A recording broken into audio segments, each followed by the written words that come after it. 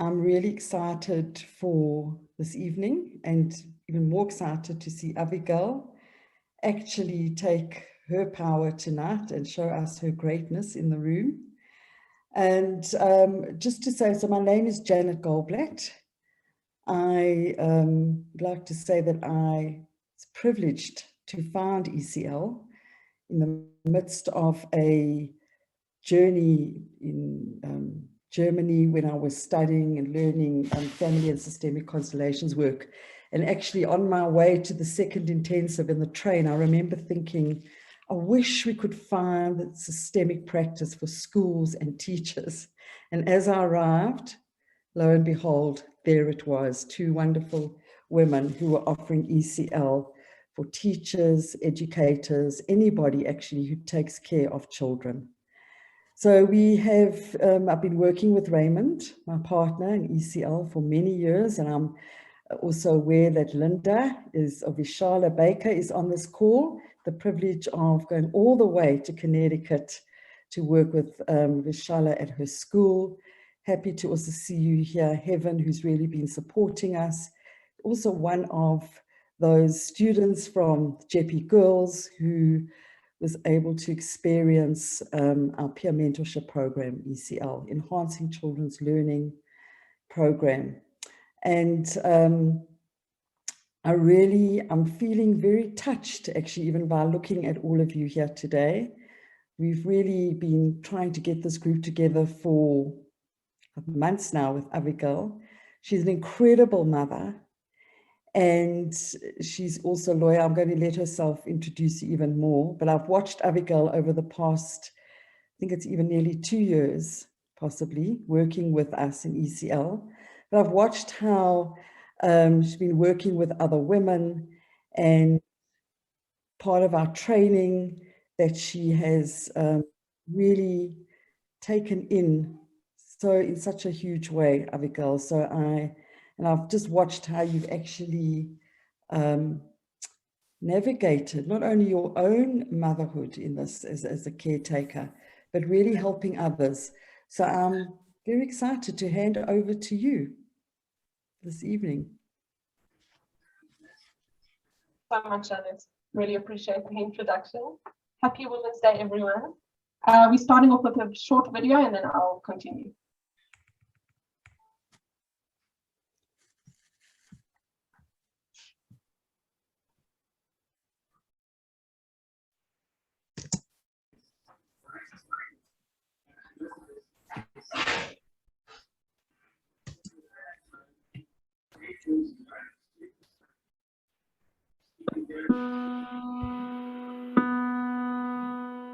I'm going to try to say this without getting really emotional, but I'm not really sure what my life would look like if it were not for Shonda Rhimes. It's hard to describe the impact that Mia Hamm has had on my career and life. Sophia Coppola, Kim Hume, Nina Lederman, Jenny Connor, Venus. She has so much power, but she wields it so compassionately and responsibly. She supported my work and she made me believe that I could do more. I was outside of my comfort zone, but I had the safety net of her support. The women I work with are everything. One of the most heartening parts of this past year for me has been the outpouring of support I've received from women. The idea that another woman was in some way taking what belonged to you, that whole idea is kind of shifting. Together, we can get to equality. Together, we can raise our voices. Together, we can stand up to anything and anyone. Together, we can make the workplace a better place. Together, we are funnier, smarter, more ambitious, braver, badass, bolder, invincible, unstoppable. When women lean in together, we accomplish amazing things. Let's lean in. Let's lean in. Let's lean in. Together. We are all on the same team. Learn how you can support other women today at leanin.org/together.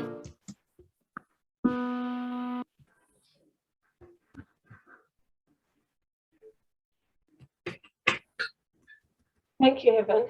I found that video quite emotional. So thank you, Janet and Heaven and Ray for this incredible opportunity. And I'd like to start off just by acknowledging Janet for introducing me to ECL and for all the wisdom you've imparted on me and taught me so much, and just want to express my gratitude. And my wish for all of these special women tonight is to leave feeling a sense of unity and connection with one another. We are more powerful when we work together and when we do things together. And my wish is to share some tools with you that can help us to feel that sense of unity and connection. And I also want to acknowledge all of you for joining us tonight. It means a lot, and I hope you will enjoy. So what I'd like for you all to do is to take a piece of paper or a scrap piece of paper, anything you have on hand, and a pen or a colored pen, a pencil, anything like that.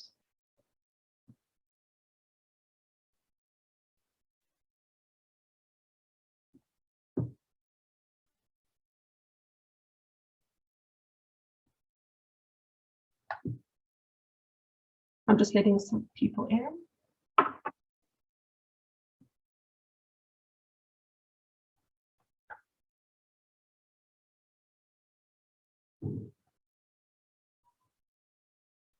And while you get your pen and paper, I'd like you to start thinking about other women who you are grateful for in your life.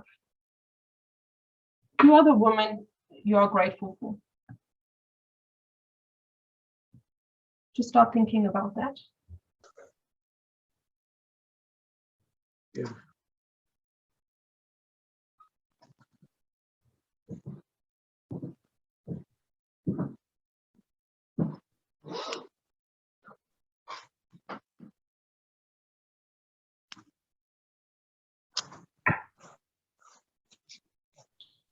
For those who have just joined, I'd like you to get a pen and paper.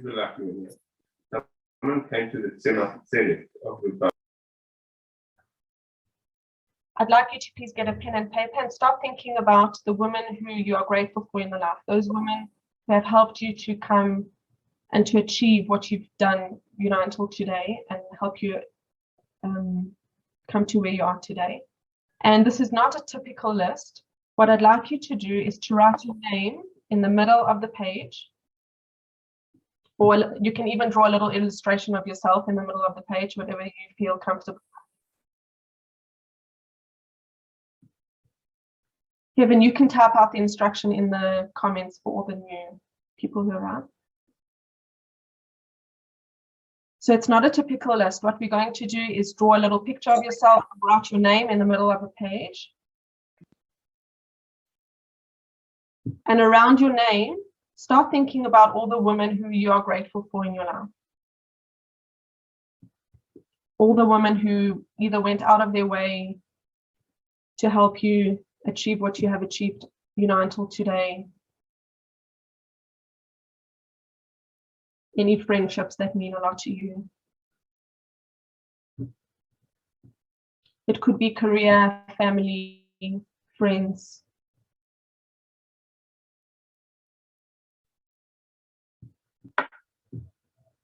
So just take a few moments to really think about that.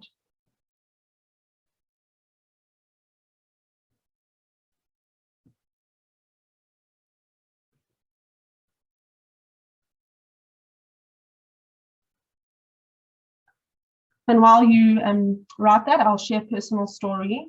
So when I finished my board exams to become an attorney, and I then had my kids, and just okay. And when it was time for me to do my admission application to the court to become an attorney, I was a bit out of things because I was, raising my children, and there was a new act that came out, and I was just a bit out of the loop and confused and a bit worried, like, how am I going to do this? Who's going to help me? And I reached out on a group, and this woman sent me a message, and she said, I'm very happy to help you. Like, I was in the same situation as you, with this new act, and I was qualified under the old act. So I'm happy to send you like some examples and just see how you go. And while I was preparing for tonight, I realized that I actually hadn't shown her my gratitude. I hadn't expressed my gratitude to this woman. So I reached out to her on Facebook this week, just to say, thank you. If it wasn't for you, I don't know how I would have even started the process. So that was a special experience. So yes, it did take me out of my comfort zone to reach out to someone out of the blue about a year later. But it felt really nice, and I felt strong and good by doing that. So what we're doing now is just acknowledging all those women who have helped us throughout our journey.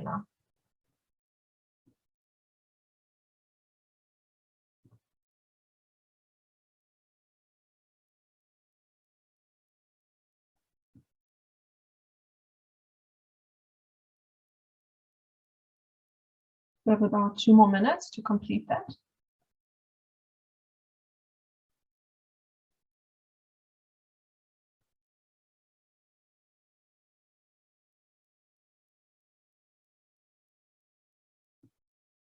And you can always add to the list. You might find that you forgot someone or you didn't realize, so you can always add to it afterwards.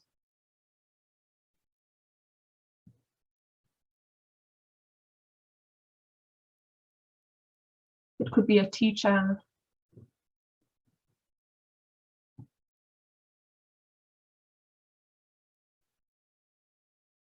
a mentor,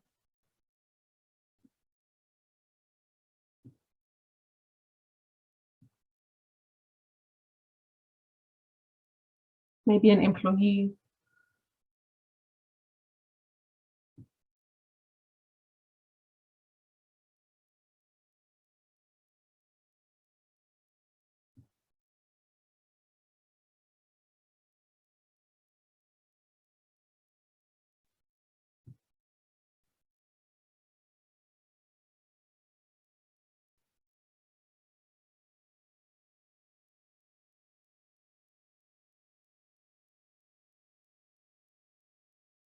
And notice what emotions come up as you write their names.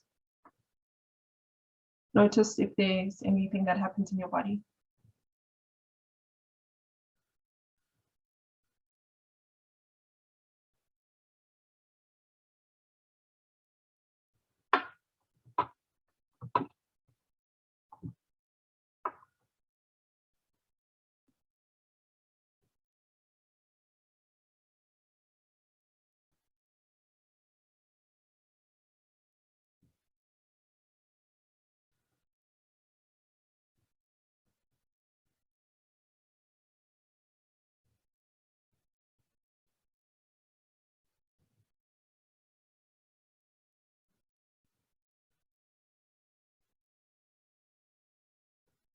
We don't often take the time to really think about who it is that helped us on our journey. So this is a good time.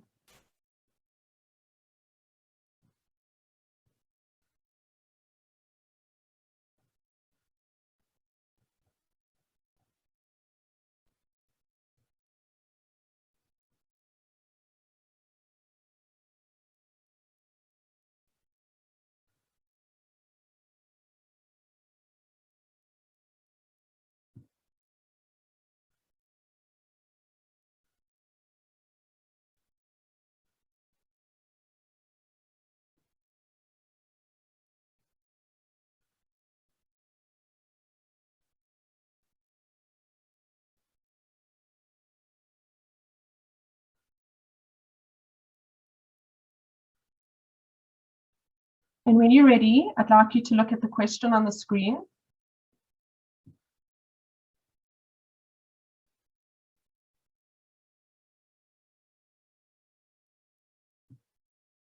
And if you can see the instruction on the top, it says go to www.menti.com and put in this code, and it will give you an instruction of what to do. So if you have your phone on you, or you can open up another page on your browser, type in menti.com.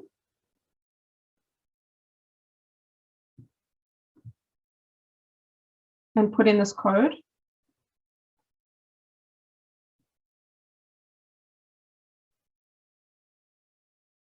And you will see it will give you an option to state 5 qualities of another woman who supported you in becoming who you are today.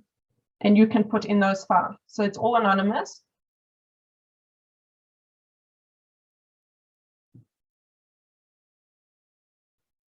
And as you type in and submit the answers, it will start coming up on my screen.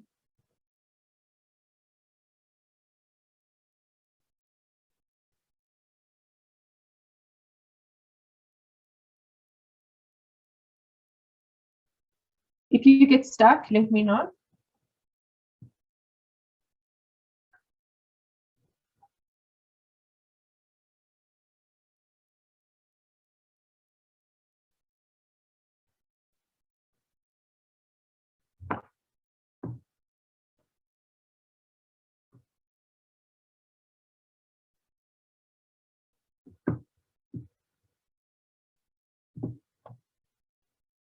Okay, the answers are starting to come in.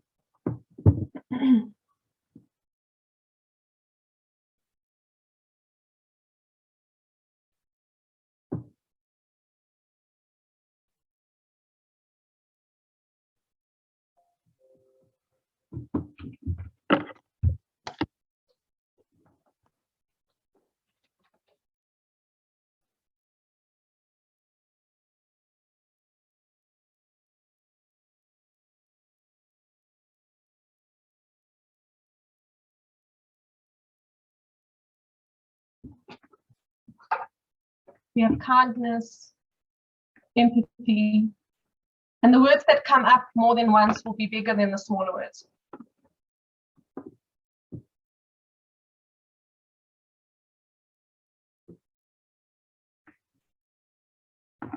There are more words coming in.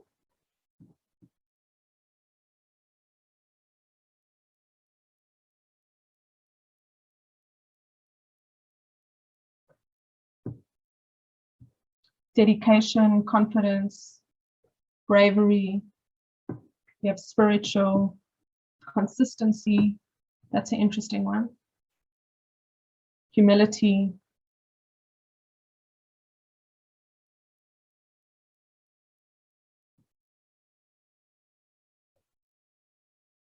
Humor. Strength. Deep empathy. That's beautiful.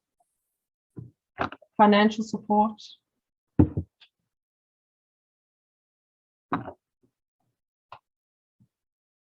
Deep wisdom.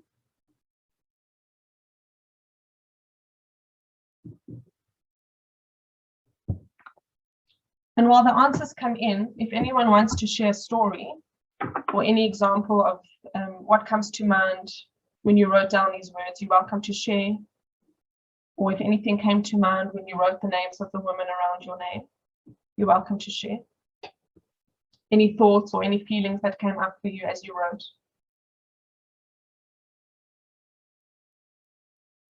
I see kindness and empathy as very common ones. It's coming up a lot.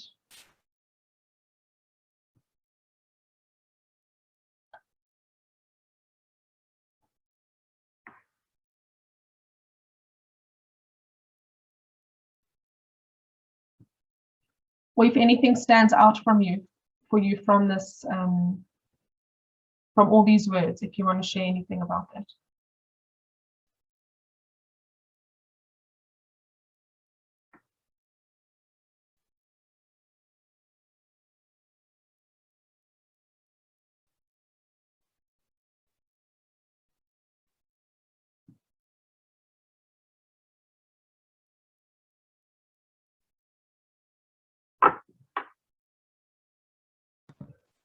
Abigail, I don't know if you can see it, but I think it was Ellen put on in the chat that she'd like to share. Oh yes, please share. Sorry, I didn't see that. Yes, Ellen, please share. Thank you. Hi everyone, my name is Ellen Masego, and I met an amazing woman in 2013.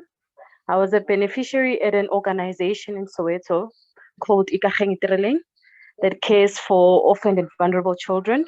And I met my mentor, her name is Lisa, and she comes all the way from Sweden. When I met Lisa, we basically had to write letters, and the mentors chose us from what we wrote from the different letters, and Lisa chose me. And it was so unfortunate that on that day, Lisa's car got stolen in our yard at the organization. And I thought I would never see her again, because I thought she'd be, all those stereotypes about Soweto and crime would cause her to never come back again. And I was actually shocked to find out that she became the most consistent mentor out of everybody. And I'm the only mentee that is still in contact with her mentor. And Lisa is also a white woman, and I'm a Black girl. And it was interesting to see how, despite those odds, that our relationship got maintained since 2013. So when I thought about women who meant a lot in my life, I thought about Lisa. She's literally been there for me in any way that any person can be. She's my friend. She's a sister to me. She's a mother to me. She plays all those roles. I had my daughter in 2018. And I thought basically this would break our relationship. And I was quite shocked to see that she continued to still support me in any way possible that she could. And that was also ensuring I'm also studying law at UNISA. And this is my 3rd year. And we experienced constant challenges around finances and raising money for registration. And Lisa actually fundraises for me in Sweden for my registration, and I'm able to register and pay for my test books. So I'm just reminded about that selfless leadership and selfless ability to serve other people without expecting anything back. And this is what Lisa means to me. Thank you. Wow. Thank you, Ellen. It's really, really inspiring and touching. I mean, just that unconditional love is incredible. And as you expressed, your consistency and just unconditionally being there for you and that constant communication, that's incredible. Thank you so much. Thank you. What word stood out for you the most, Ellen, in this talk, if you want, towards Lisa? She's very selfless. Everything that she has done for me has been selfless. It has she doesn't request anything back from me. She just hopes that I become the best version of myself, and anything that she has ever done has just been selfless. So the word selfless to me stands out for me when I think of her. Incredible. Thank you so much for sharing. Thank you. Would anyone else like to share anything that stood out for them? Any qualities?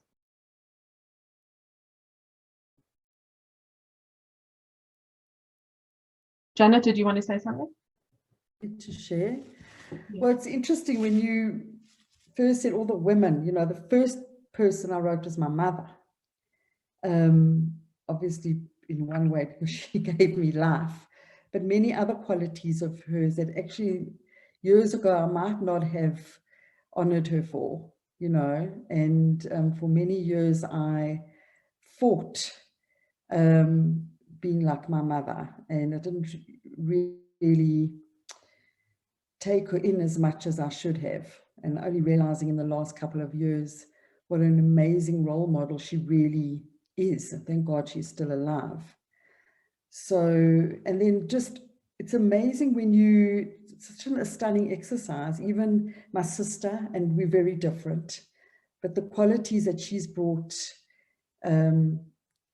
towards me and I've taken from her, and the learning, and then of course my friends, my very close friends who have held me through so much in my life,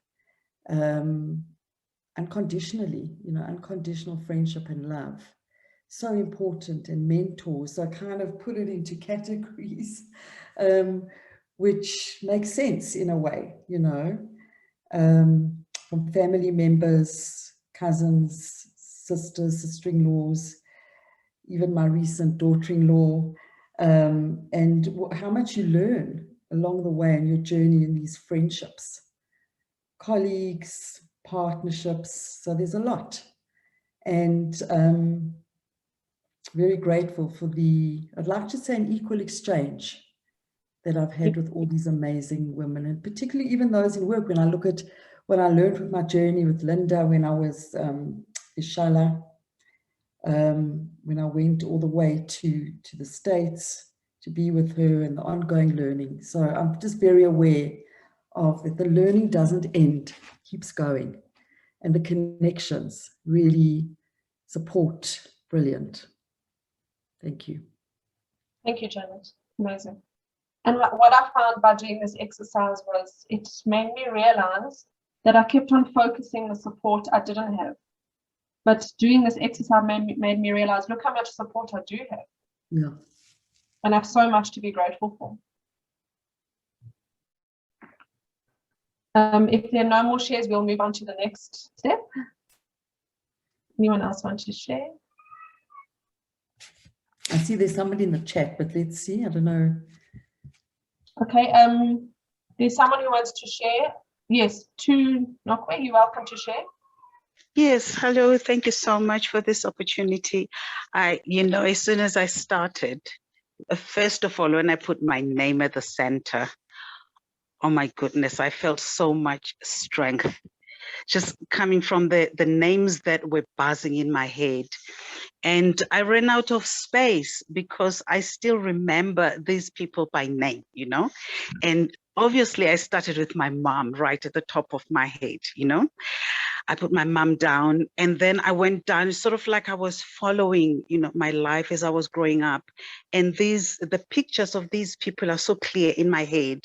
And I'm so grateful for this exercise because I'm a person that likes to journal. So I would now and again, when I think of someone, then I put their name down and maybe I write a letter to them. But I've never done it like this, where I actually have these people and think of those qualities, and that level of thinking about the qualities is sort of like, oh my gosh, it's so true that it's a village that builds a child, that that grows a person. Because even if we grow up in urban areas, but you can see that village principle is still alive even today, because some of these women I met abroad, some of them at school, some of them in political functions, and it's a whole village, basically. So thank you so much for this. Thank you so much. Amazing. Thank you for sharing. And it's kind of like creating a village on our page. It's a virtual village, a visual village that we can connect to support us when we feel overwhelmed. This village of women. And even women who aren't with us today can still go onto that page. Someone who has passed away, someone who made a big impact on our life, they can still have a place on your page, because they're still here with us, even though they might not be here physically, they are still here with us.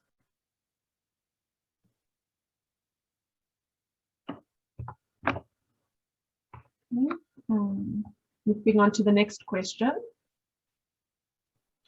So yes, this is quite a big question, something to definitely think about. What beliefs do we hold on to that sabotage us from connecting with one another?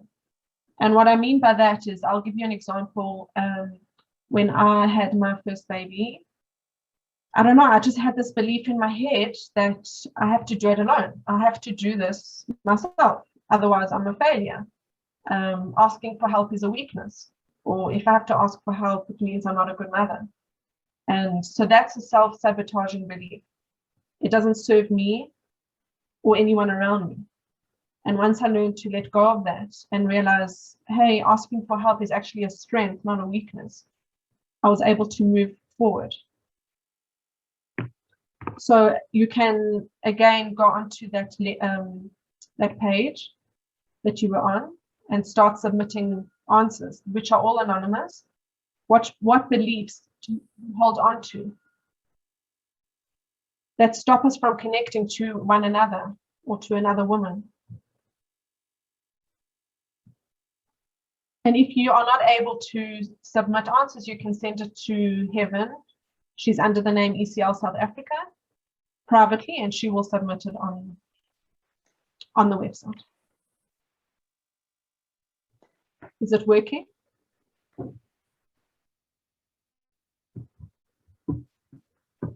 Okay, something's coming in. We often forget that issues like rape or femicide affect us all as women, despite our race or social class or status. Yes. Not needing the support of women. Yes. So are you saying it's someone saying it's the belief that I don't need the support of other women. I can do this myself. Feeling unsupported or judged because of our belief systems are different. Yes. Yes. So because I have a different belief or way of thinking, it's a different system of living my life, I'm worried that it's someone else or another woman will judge me. And just think about, does that serve me in my life? Fear of failure, yeah, absolutely. I think that's a big one.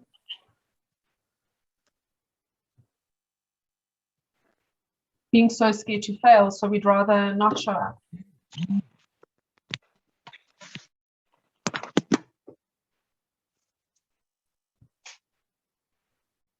Holding guilt if I haven't been able to help another person or fulfilling their expectations, absolutely. And does that serve you? Does that serve your health, your wellness, not being able to move forward when you're stuck with this guilt, this constant feedback? And just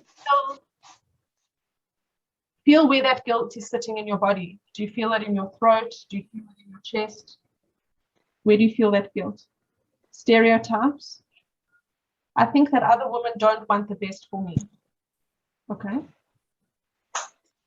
And just think about how does that affect your day-to-day life.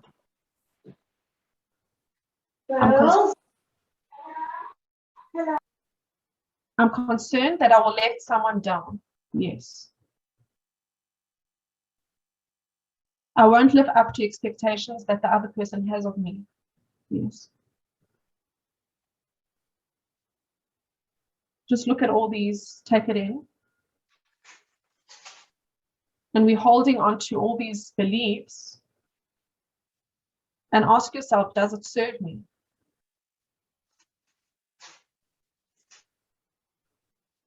Does it allow me to authentically live my life the way I know this? Feeling inadequate, feelings of not being good enough, fears of having to hold success, judgment from others, having to take responsibility for others and my own power, jealousy, bullying by others who don't feel good enough themselves, hampering me in that I'm not good enough and I'm scared to put myself out there. These are all such incredible insights, really. Being able to, bring it like this to the fore, to actually see it, is very powerful. And how does this compare to the qualities we expressed in the other slide? Look at the difference. It's such a huge difference. Low self-worth.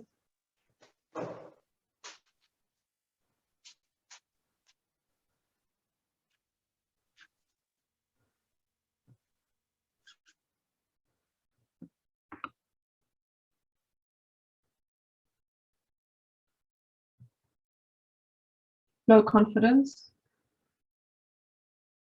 What's the belief behind the low confidence and low self-worth? What's the belief? I am what? I am what? Not good enough. Not good enough.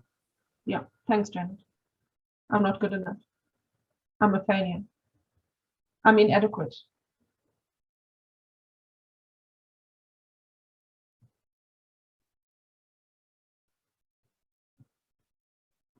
There's a few things that are going on here that is happening. I don't think any one of us is alone in feeling a few of these things.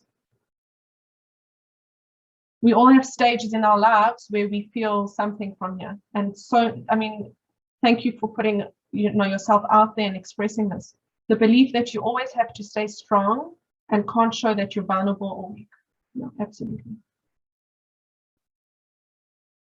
So I have to be strong, or else I'll be seen as weak. Therefore, I am weak. And we all go through these stages in our life at some point. We all go through and have these beliefs in our minds. And my wish is for you, when you do go through these moments, is to tap into the qualities that we've expressed, the qualities of other women that have actually helped us come to where we are today, and to acknowledge those qualities. And to say, hey, maybe it's just a belief that I have. Is it really true? Is it really true that I'm weak? Is it really true that I'm being judged? I don't know. I don't know what's going on in their mind. And maybe I can look at my picture and tap into the strength and power and support that all the women in my life are here to give me. They're here to cheer me on. And that takes a lot of courage to move from these beliefs to a place of strength and power.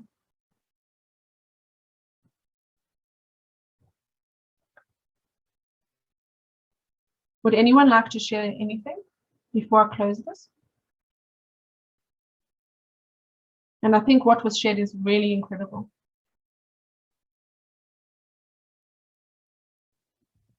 I mean, I could just say, I mean, it's amazing, Avigail, what you've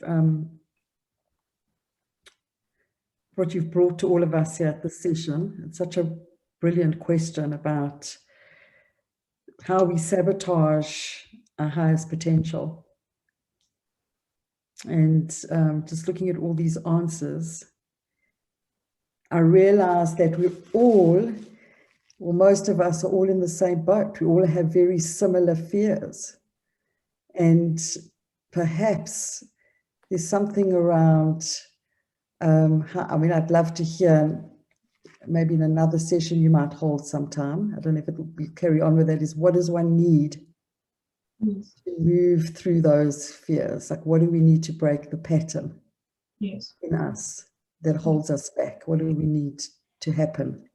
Or what do we need to know in order to move past these fears? Be very interesting. And I guess another question to think about, what would it take for us to be a source of light to another woman? That when they come into our space and they're not like us, or no two people are the same, and they don't have the same beliefs as me, how am I accepting them into my space? So what qualities does it take of me in order to make other people feel comfortable? Love it. And most of them were in the last exercise. So you're right. It's like the one is supporting the other, the last exercise we did. Exactly.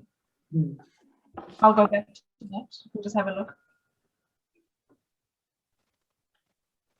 It's when another woman steps into my space. Am I showing empathy and humility and kindness? Those qualities that helped me, that supported me, am I offering that to the next person? Something to think about. The strength, the bravery, the wisdom. I'm going to stop the screen share.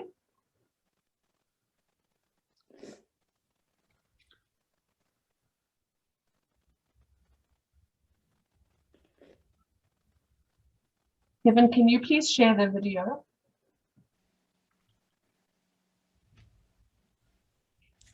Thank you.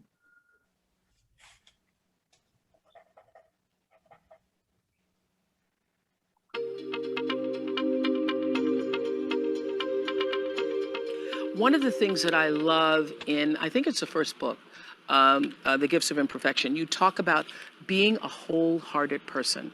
Now, my definition of spirituality is living an open-hearted life. So open-hearted, wholehearted. What does it mean to be a wholehearted person? You have actually, you know, a list of 10 different qualities that wholehearted people have in common. And so cultivating authenticity, letting go of what people think. That's the first one. Let's talk about that. It's so hard. I thought doing this research, I thought going into it, there were authentic people and inauthentic people. I had I did not find any evidence of that at all. What I found is authenticity is a practice, and you choose it every day, sometimes every hour of every day. And it's a practice. It's not, I just wake up and, hey, I'm authentic. It's that when you walk into a meeting, you have to make the choice. Am I going to show up and let myself be seen? Am I going to raise my hand and say, wow, y'all look super excited. I don't know what in the hell you're talking about. I'm so lost. That's a choice. Yes. Uh-huh. Right? Mm-hmm. And make that authentic choice, you got to let go of the fakeroo, I say. Yeah. I call it the fakeroo. But you know what? I have found, I consider myself to be an authentic person, but when I am inauthentic is when I've allowed myself to be around people who were not, and then I have to fake it to be with them. Oh, for sure. It's contagious. Yes. So they're faking it, yeah. and you're in that situation when you do that, that kind of, you're laughing at jokes that aren't funny, you're pretending to be comfortable when you're not, and lose your own authenticity. Yeah, and I do it. So letting go of what people think. Okay, cultivating self-compassion, letting go of perfectionism, because there is no such thing.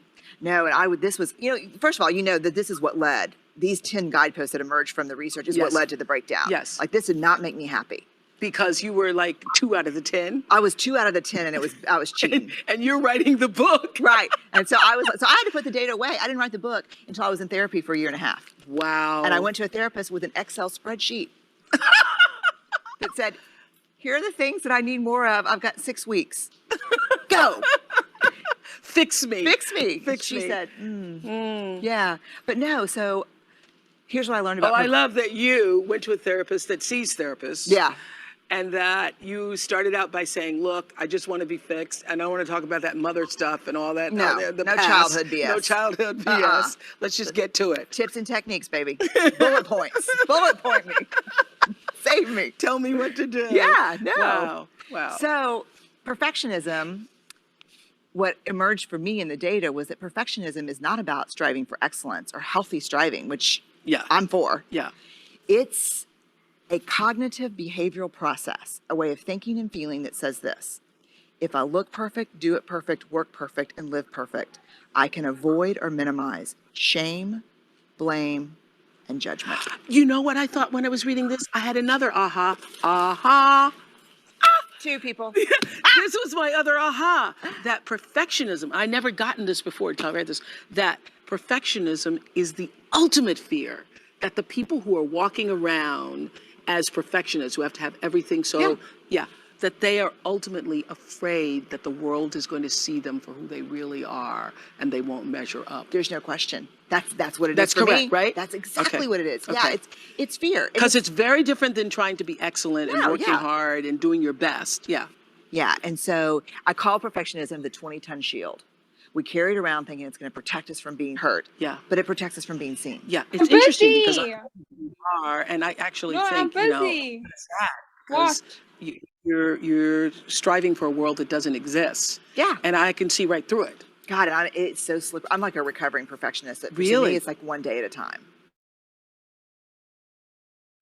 Yeah, because like if I'm feeling... How did it show up for you? Academically, in my work. Like if we've missed church for a couple of Sundays, my kids are going in starched outfits on that Sunday, the next Sunday, like, just be beyond judgment, which there's no such thing. Yep. Thank you.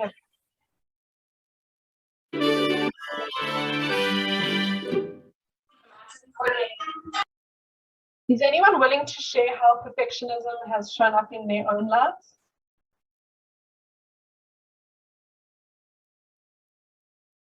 I mean, I know for me it came up a lot. I had to do a lot of work around that to get through that. Share. Yes, please, Annie.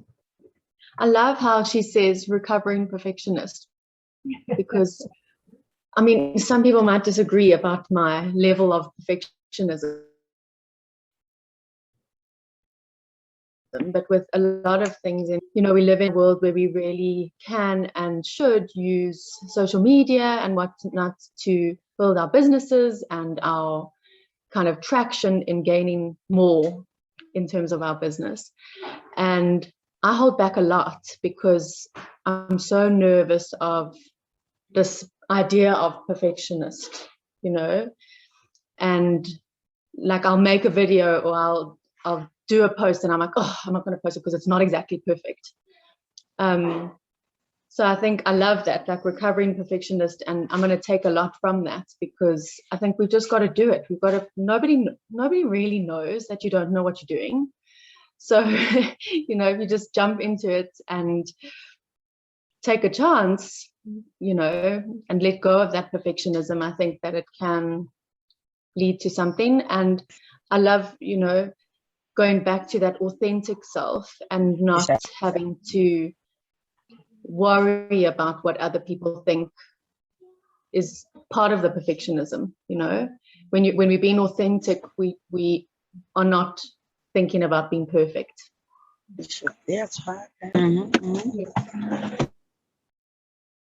And what is it costing you when Thank you. you don't post that video?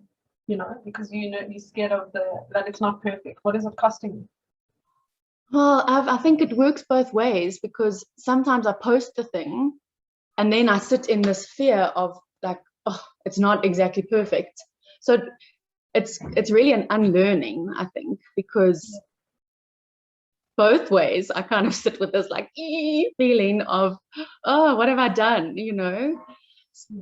So yeah, it's something that you have to, well, that I have to work on. Yes. Well, you don't have to. It's something you would like to, maybe. Yes, I would love to. Something I want to work on. Thank you. Conscious language. Thank you. Thanks, Ab. I've loved this. This has been so good. Awesome. Anyone else want to share before the next part? How does perfectionism play out in your life? I mean, for me, I'm the opposite. So it's also a problem, you know, because I often get into trouble because I'm not, you know, a perfectionist, and it's actually can be a problem. So I'm a complete opposite end of that, which might make me unprepared for things, winging it, taking chances. Such a thing as perfection, really. No. But if I was a perfectionist, then I would, in anything I did, then I would, I mean, I've got other issues, but that's just one of them that that I don't have, luckily. So I'm grateful for that. But on the other hand, sometimes I would like to have more of it. Maybe you would like more of something else, not necessarily perfectionism. Yeah, maybe. Maybe Can I please add one more thing? Please. Sorry, now that I'm just like thinking about it, I think that just, you know, referring to this kind of like exposed world that we live in, I don't really resonate as much with the people who, you know, come across as so perfect. For me, it's easier to connect with people who come across more authentically and do show the flaws and, you know, things that are not picture perfect and filtered. And so maybe I need to take that as well from this thinking, is to, you know, think about what people actually want to see, and it's not the perfect picture. Because you know, like when you see the perfect picture, you're like, oh, I wish my life was like that, but that's not actually real life. We all know that. Yes. And it is a vulnerable space to show up despite what happens. Yeah, absolutely. Yeah. I think also there's an unconscious space within us, or a narrative that drives that. Yeah. Whatever that is. Yeah. Self-sabotaging beliefs. Yeah. That we hold on to. Completely, from a narrative that we may have forgotten about from a long time ago, that is kind of stuck, even with our parents. Yes. So as a closing, I'd like to just do a few-minute meditation. So it's okay if you want to turn off your screen or just close your eyes. If your videos are off, you can leave them off, it's okay. And you can all invite you all to join in this. Just let's spend the next few minutes present in the space and just settle into your chair or your bed, wherever you may be. And if you can, put your feet on the ground.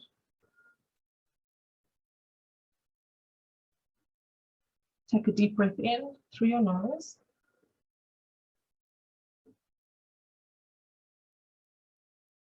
And out through your mouth.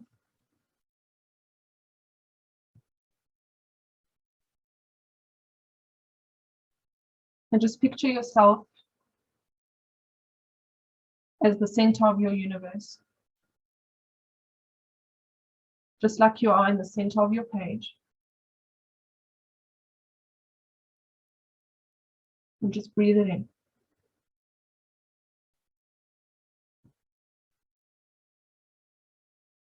Notice any sensation you may feel in your body or any thoughts that come to your mind. And just keep breathing as it is right now.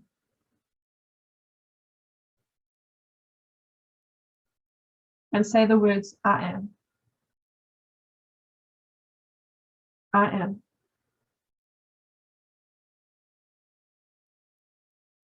I am as I am.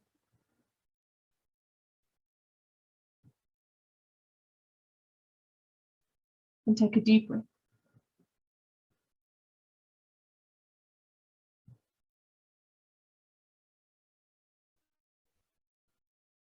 And as you breathe in, I want you to start inviting all those women who you wrote their names on your page to surround you, to make a circle around you.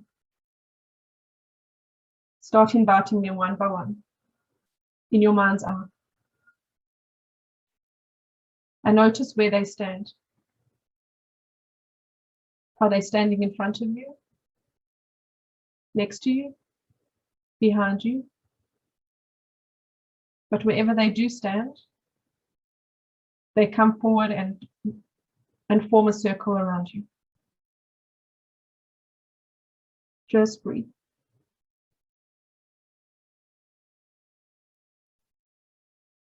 What do you see?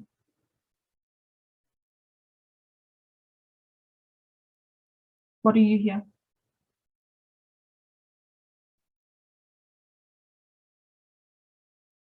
Just take in the love.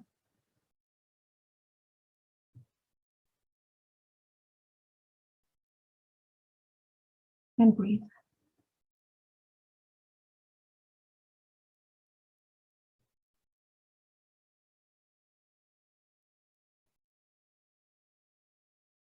And as these powerful women surround you, this network of support, breathe in all their amazing qualities. Is it their kindness, their generosity? Maybe it's their financial support. Breathe it in.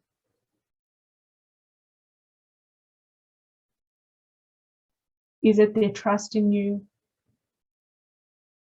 Maybe their listening ear, their courage, their consistency to show up in your life.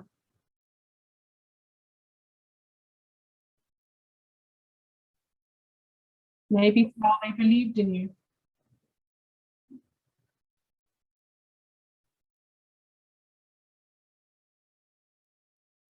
Perhaps it's their selfless leadership. Breathe in, breathe it in, all those qualities.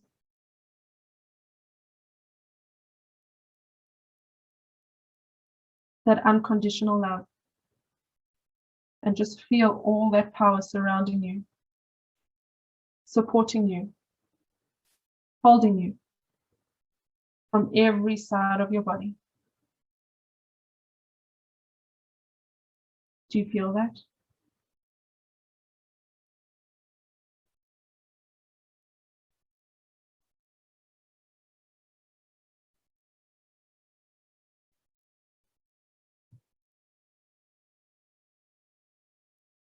As you breathe in that energy, notice what strength it gives you.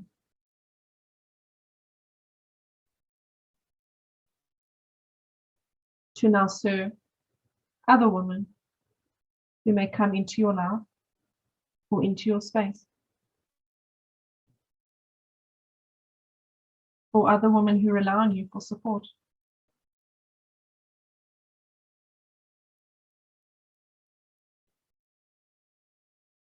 As I tap into the power of those who came before me and those who surround me, I am now able to support those who rely on me. And just breathe.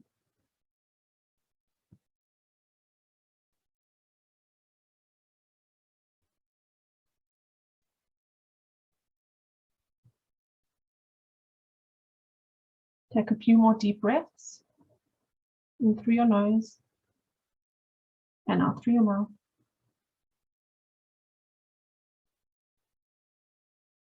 And say, we are.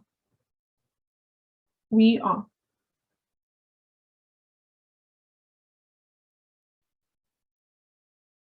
We are as we are.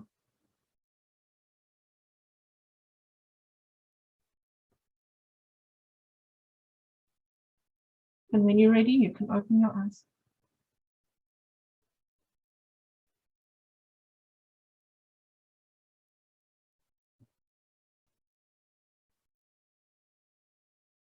I acknowledge each and every one of you for being here today.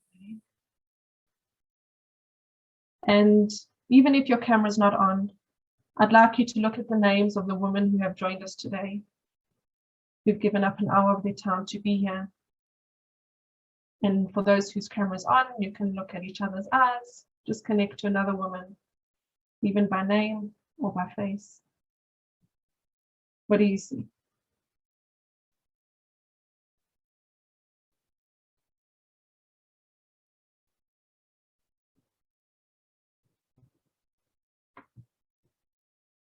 So thank you.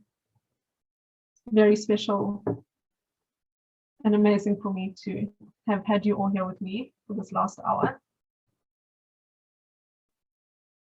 And you're welcome to leave when you're ready. But if anyone wants to stay on to ask any questions,